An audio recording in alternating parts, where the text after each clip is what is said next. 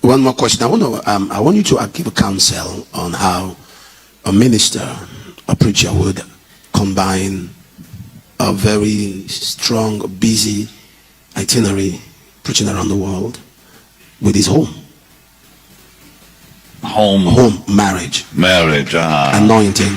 And you see miracles around, and sometimes you can unconsciously start losing your home. It can happen. And there are ministers today. One of the problems we have is actually, I think the problem starts from the singles. One time I told the people in our church, I was asking them, I said, you are my problem. I tell people in our church, right, I tell the youth, stay off immorality. Stay off immorality.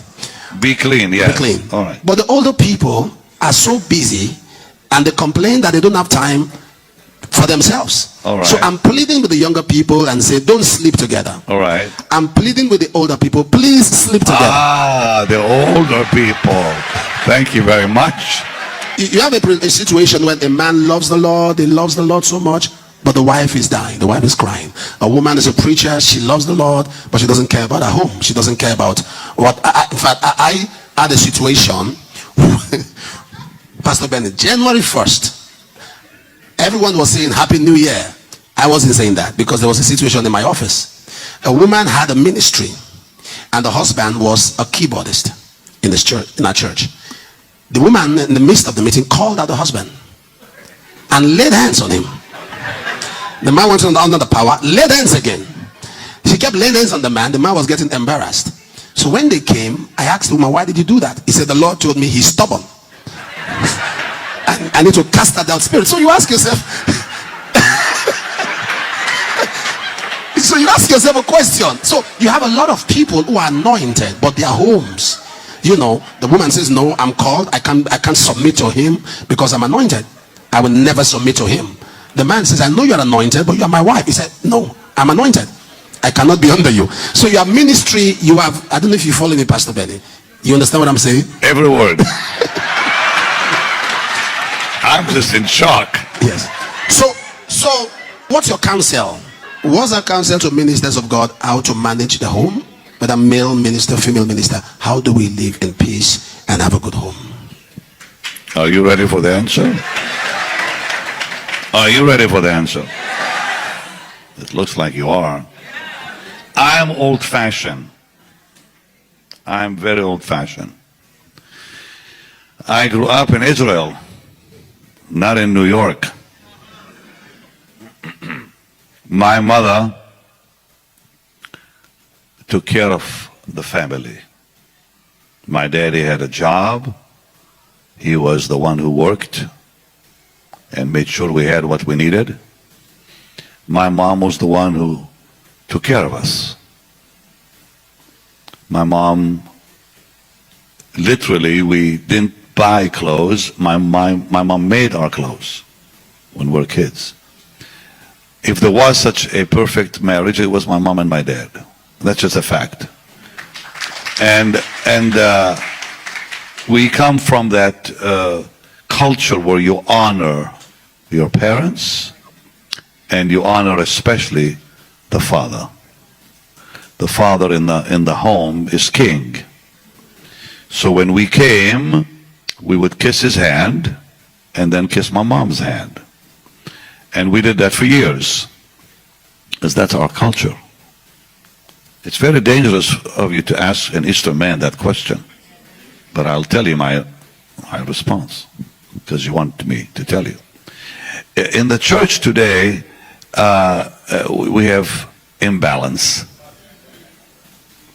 So the pastors, many of them, because of pressure,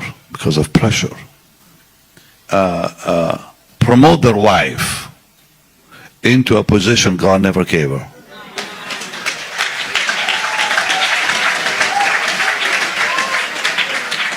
And that's where the problem begins.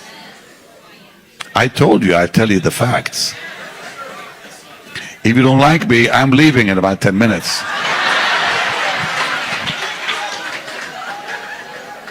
So they expose their wife to dangers she had never had before. mental problems begin.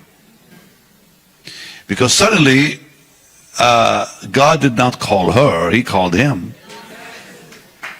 Now he's protected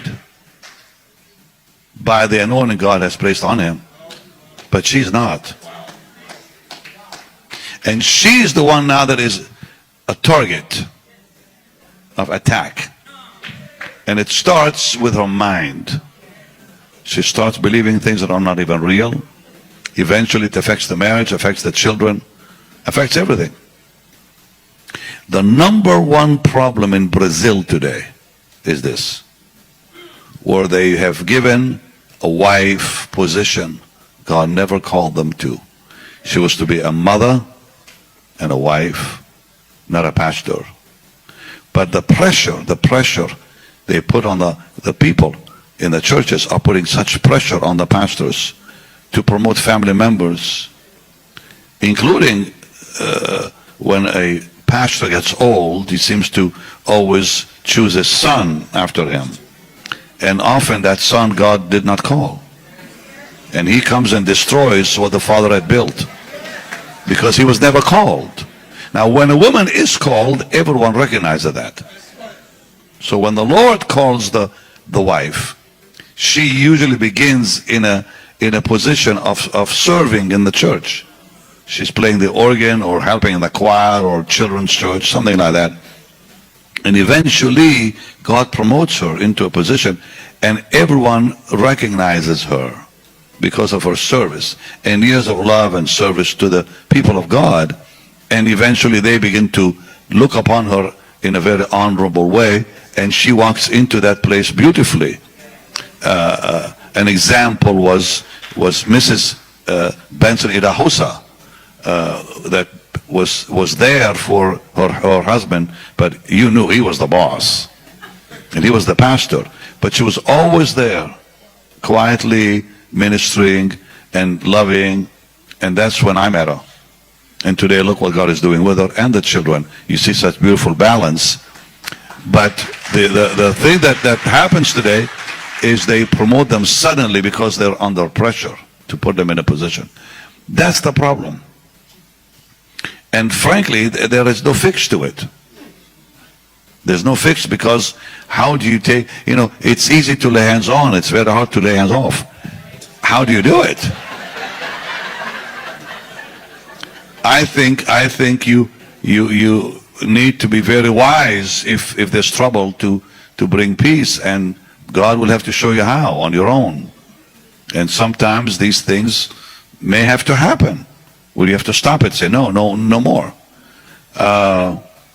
Again, I would say most women in ministry today who are truly called of God are a blessing to the world. I should say all who are called of God are a blessing to the world. But you see, so many of them that I have met, the people that affected my life were mostly women in ministry.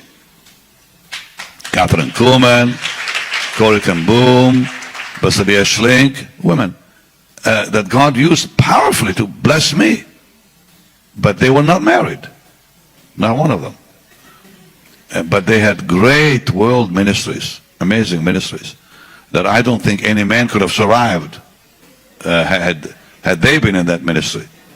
But women sometimes can survive better and last longer than a man. Catherine Kuhlman, she herself said she was not God's first choice. She was God's third choice. Because she said God offered that position to two men before her who said no. So she said, God chose me. Thank God that he did, because she's been such a blessing to us.